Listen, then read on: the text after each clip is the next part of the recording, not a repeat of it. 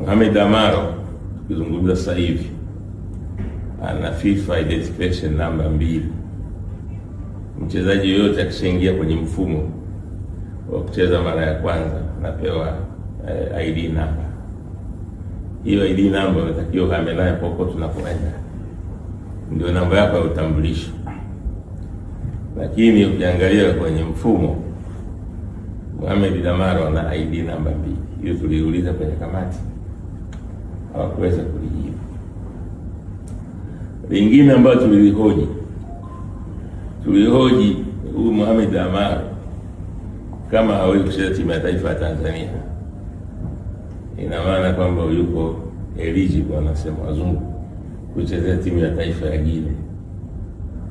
Na kwa kweli moja ya vitu ambavyo tulimtaka Amaro aje pale TFF, ikiwezekana klabu yao, tulitaka tujue mbinu alizotumia kupata uraia wa Tanzania kama zilikuwa ziko namna gani.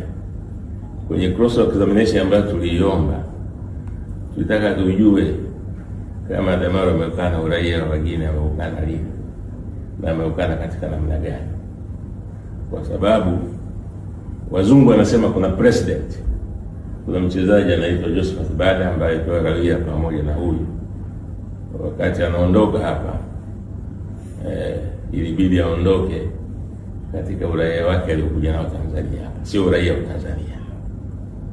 Na hiyo ni kwa sababu kama angetumia uraia wa hapa, kuna ile kitu inaitwa TMS, transfer matching system. Sio, kuna mzee wangu mmoja alisema transfer monetary system, ni transfer matching system. Ile transfer matching system isingekubali, kwa sababu data za mchezaji fulani na huku lazima ziwiane, ndio transfer inatokea. Sasa huwezi kuwa huku ni mwingine, huku ni Mtanzania, ukaweza kuhama, hilo haitatokea.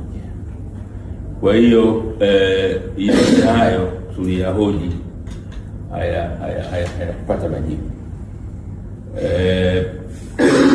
Tumeomba review, lakini hatutaishia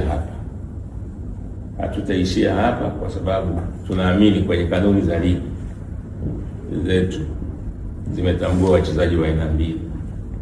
Mchezaji wa Tanzania atatambulika kwa passport na kwa kitambulisho cha taifa, lakini in bracket wamesema awe mzawa. Tunaelewana?